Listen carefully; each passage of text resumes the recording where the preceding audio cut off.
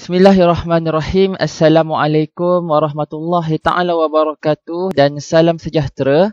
Alhamdulillah, bertemu lagi kita pada hari ini dalam keadaan yang sihat, dalam keadaan yang masih lagi diberi nikmat oleh Allah, dalam keadaan mata yang masih boleh melihat, telinga yang masih mendengar. Alhamdulillah. Okey. Jadi sebelum kita mulakan pada hari ini, Ustaz nak tanya, semua orang sihat ke? Kalau sihat, Alhamdulillah. Kalau semua sihat, Alhamdulillah. Kalau ada yang sakit, yang tak berapa sihat, yang dalam kesusahan, insya-Allah Ustaz doakan kamu supaya kamu dalam keadaan sihat. Diberikan kesihatan, diberikan kesembuhan oleh Allah. Jadi sebelum tu, Ustaz nak tanya kamu, ada tak siapa-siapa yang rasa stres, yang rasa tertekan dalam keadaan PKP sekarang? Terutama yang duduk dalam negeri Selangor, yang duduk dalam Kuala Lumpur, yang duduk dalam negeri Sembilan, kan, yang PKPD. Ada tak yang rasa tertekan? Kan? Kalau kamu rasa stres, rasa tertekan, tolong bercakap dengan mak ayah kamu, tolong bagi tahu dengan ustaz boleh, bagi tahu dengan PM je nombor ustaz, kan? Kesian kamu tertekan, ustaz pun faham. Ustaz yang mengajar pun rasa stres, apatah lagi kamu, kan, yang belajar hari-hari. Jadi insya-Allah kita akan mulakan pada hari ini. Okey, kita akan belajar pada hari ini adalah subjek Pendidikan Kesihatan tahun 1 unit 6 Perhubungan. Di mana kita akan belajar di bawah topik Awasi Diri. Kamu boleh rujuk buku teks muka surat 81 kalau kamu tak nampak apa yang ada dalam skrin ustaz ni, kan. Okey, sebelum tu kita nak imbas kembali, kita nak ingat semula apa yang kamu dah belajar pada minggu lepas. Siapa ingat? Okey, kalau kamu ingat minggu lepas kita ada belajar cara bagaimana untuk menjalin hubungan yang sihat dan bagaimana kepentingan kita menjalinkan hubungan sihat dengan orang lain. Okey. Kamu dah tahu macam mana cara nak berhubung dengan orang, kan? Macam mana cara nak berhubung dengan ibu bapa? Macam mana cara nak berhubung dengan jiran? Macam mana cara nak berhubung dengan ahli keluarga? Tapi kita kena ingat, dalam perhubungan tak semestinya kita akan berhubung ataupun berjumpa dengan orang-orang yang baik sahaja. Siapa tahu pada suatu hari nanti kita akan berhubung ataupun terjumpa dengan orang-orang yang kurang baik, yang tak berapa nak baik, di mana dalam perhubungan tu akan ada beberapa sentuhan yang tidak selamat. Kalau kamu ingat, kita dah belajar dah dekat sekolah hari tu, sebelum PKP hari tu, berkenaan dengan sentuhan tidak selamat dan sentuhan tidak selesa. Ingat tak anak-anak murid ustaz? Kalau ingat, bagus, Alhamdulillah. Kalau tak ingat, ustaz ulang kembali. Sentuhan tidak selamat ni, kan, yang nampak ni. Sentuhan tidak selamat ni adalah di mana sentuhan yang akan menyebabkan rasa takut, rasa gelisah, rasa malu, rasa marah kepada orang yang kita sentuh. Tak mustahil suatu hari nanti, na'udzubillah, ustaz tak nak benda ni berlaku. Tapi kalau benda ni berlaku, kita kena bersedia. Kamu kena bersedia. Mungkin suatu hari nanti akan ada orang yang dekat dengan kamu, yang berhubung dengan kamu, yang kamu jumpa, dia akan buat sentuhan yang tak selamat dan tak selesa dengan kamu. Manalah tahu, kan? Tiba-tiba nanti satu hari nanti, sekarang mungkin tak mak ayah kamu baik, abang kamu baik, jiran kamu baik, semua baik, kan? Tapi manalah tahu ada yang jahat, kan? Manusia ni rambut dia semua hitam, betul tak? Dekat Malaysia lah, dekat luar negara ada yang rambut kuning, ada yang rambut lain-lain, kan. Dekat Malaysia rambut dia semua hitam, tapi hati dia lain-lain. Ada orang yang hati dia baik, ada orang yang hati dia jahat. Jadi pada hari ini, ustaz nak ajar kamu macam mana untuk kita berkata tidak, untuk kita selamatkan diri daripada hubungan ataupun sentuhan yang tidak selamat ni. Okey, kita tengok Okey, baca sama-sama dengan ustaz. Boleh? Okey, tengok ni mouse ustaz, tengok mouse ustaz yang bergerak ni. Okey, kita baca sama-sama. Awasi diri. Awasi diri. Awasi diri. Ustaz, apa maksud awasi?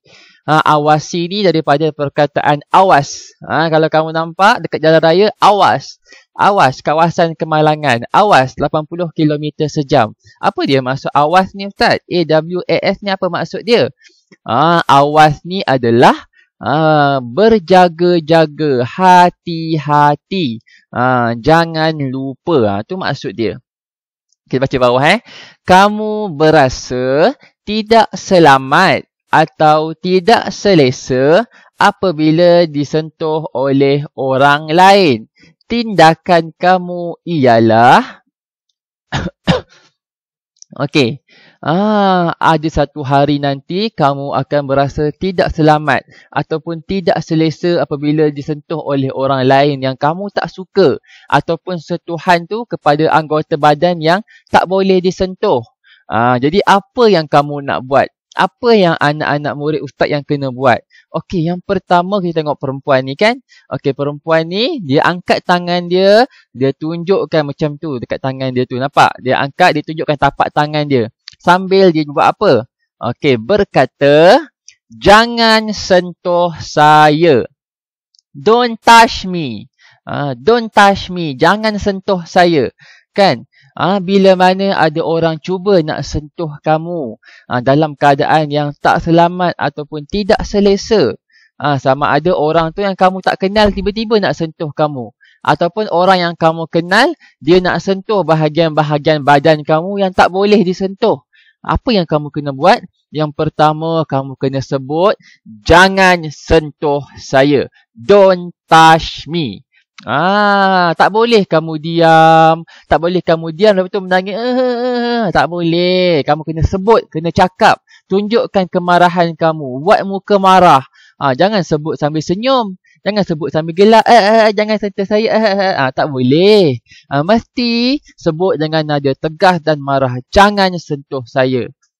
Supaya orang tu takut dan dia pun tak sentuhkah kamu. Itu yang pertama. Okey, seterusnya yang kedua nak buat apa Ustaz? Kalau dah sebut tak jadi juga nak buat apa? Yang kedua adalah berlari ke tempat yang selamat. Bila kamu dah sebut jangan sentuh saya, don't touch me. Kan? Dah sebut macam-macam dah. Tapi orang tu tak nak dengar juga. Nak juga sentuh kamu. Apa kamu kena buat? Apa lagi? Lari ke tempat yang selamat. Ustaz, macam mana nak tahu tempat tu selamat? Tempat tu selamat adalah maksud dia tempat tu bukan tempat yang sunyi. Tempat yang ada orang. Bila orang jahat tu nak sentuh kamu, kamu lari ke tempat yang selamat yang ramai orang, dia pun takut nak buat jahat dekat kamu. Sebab apa?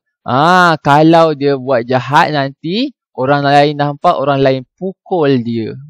Jadi, lari ke tempat yang selamat. Jangan pergi dekat dia. Lari jauh-jauh pergi tempat yang selamat. Kan? Kamu kecil-kecil Ustaz tahu. Mesti semua boleh lari laju-laju kan. Macam Boboiboy kuasa 3. Boboiboy angin. Boleh terbang jauh-jauh kan. Lari jauh-jauh. Lari kan. Jangan pergi dekat-dekat dengan dia. Sebab apa? Kebanyakan orang jahat ni, dia lagi besar daripada kamu. Dia lagi kuat daripada kamu. Kalau kamu cakap, dia tak kisah pun. Dia boleh tutup mulut kamu. Dia boleh cubit kamu sampai nangis. Kan? Dia boleh buat macam-macam dekat kamu. Jadi kalau kamu cakap pun kamu nampak dia tak takut juga, kamu terus lari pergi tempat yang selamat. Jangan duduk diam dekat situ lah. Lari. Okey, seterusnya apa dia? Menjerit dan minta pertolongan.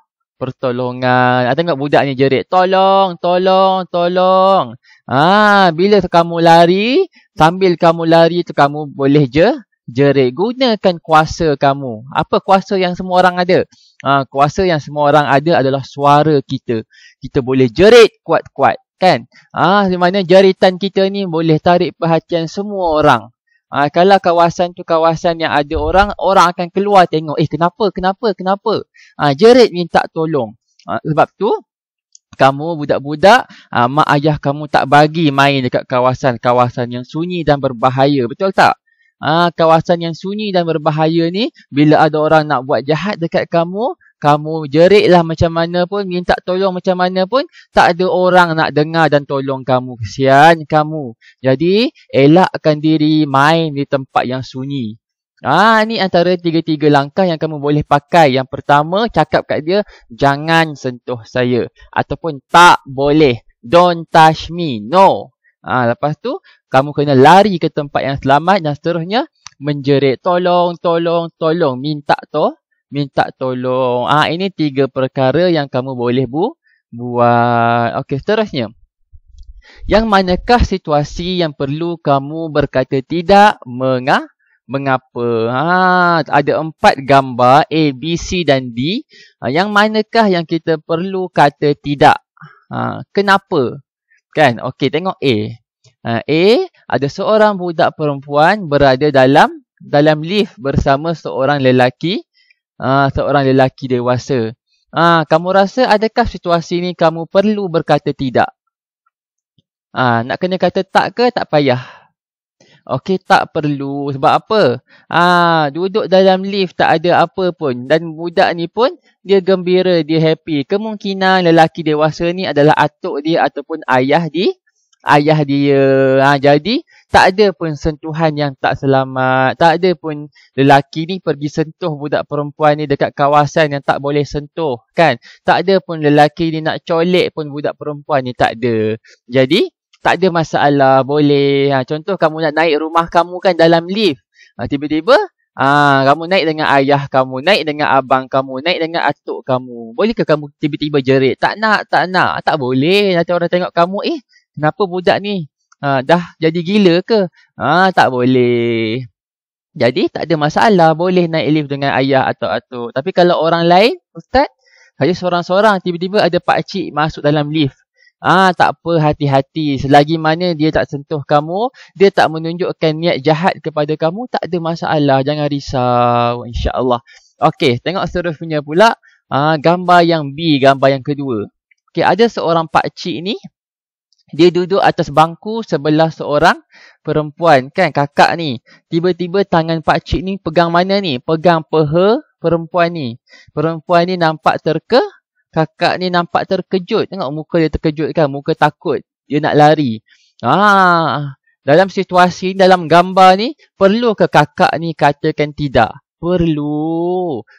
Sebab berdasarkan gambar ni, kemungkinan kakak ni tak kenal pun siapa pakcik ni. Tiba-tiba pakcik ni datang, pegang peha kakak tu. Boleh ke? Tak boleh. Mana boleh pegang orang suka hati, kan? Itu dah kira gangguan seksual. Tak boleh pegang orang suka hati. Tambahan pula pegang orang yang ni berlainan jantina. Lelaki pegang perempuan. Tak boleh. Apa yang kakak tu kena buat? Buat 3 perkara tadi. Yang pertama sebut, jangan sentuh saya. Ataupun kakak ni kenalah lari dan jerit minta tolong. Biar pakcik ni yang jahat ni kena tangkap. Okey. Terusnya C pula gambar yang terusnya. Bawah ni. Okey, ada kereta merah. Ada seorang abang ni pegang tangan budak ni yang nampak dalam ketakutan. Kan? Nampak dia tengah takut kan? Kamu rasa? Perlu ke kamu berkata tidak? Perlu ke kamu berkata tak boleh? Perlu. Sebab apa? Nampak keadaan ni menggambarkan budak ni dalam keadaan ketakutan. Dia tak kenal pun siapa lelaki ni. Dan ada kereta di belakang tu menunjukkan bahawa lelaki ni nak tarik budak tu masuk dalam kereta. Sekarang ni dalam kawasan kita ni banyak terjadi kes-kes colek budak-budak. Ustaz, kalau diorang colik budak-budak ni, diorang nak bawa pergi mana? Boleh macam-macam. Diorang boleh jual kamu dekat luar negara. Dia boleh kurung kamu. Dia boleh seksa kamu. Macam-macam orang jahat sekarang ni. Jadi ustaz nak, kalau kamu terkena dalam gambar, situasi macam dalam gambar ni, tolong buat apa yang ustaz suruh sebut tadi. Sentuhan tak selamat ni. Sentuhan yang boleh mendatangkan kes colek. Kalau bawa masuk dalam kereta tu, habislah, hilanglah budak tu. Tak dapatlah nak jumpa mak ayah dia, kan? Jadi kita kena buat apa?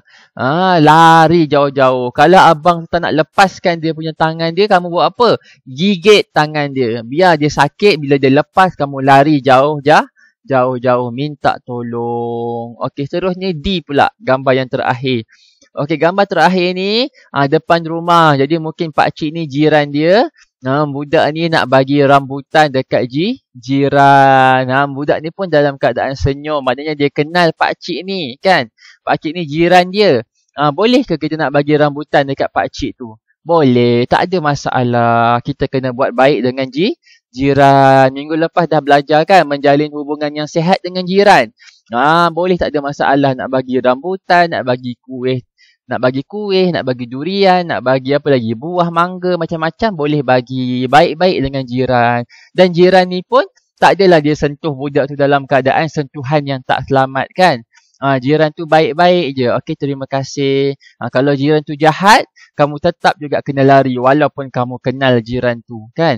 Kamu kenal pakcik ni, jiran ni. Tiba-tiba kamu nak bagi makanan, pakcik ni pegang badan-badan kamu. Tak boleh, kamu kena marah dia, kamu kena lari. Okey, itu sahaja pada hari ini. Jadi kamu dah pun belajar ada 3 benda yang kamu boleh buat bila kamu disentuh dengan sentuhan yang tak selamat. Betul tak? Yang pertama cakap, jangan sentuh saya. Seterusnya berlari ke tempat yang selamat. Dan yang terakhir, kamu boleh jerit dan minta tolong. Okey, ini 4 gambar yang kamu dah pun belajar. Gambar ni kamu kena kata tak boleh ataupun tidak. Okey, terima kasih. Itu sahaja pada hari ini. Sekian, wabillahi taufiq wal hidayah. Wassalamualaikum warahmatullahi taala wabarakatuh.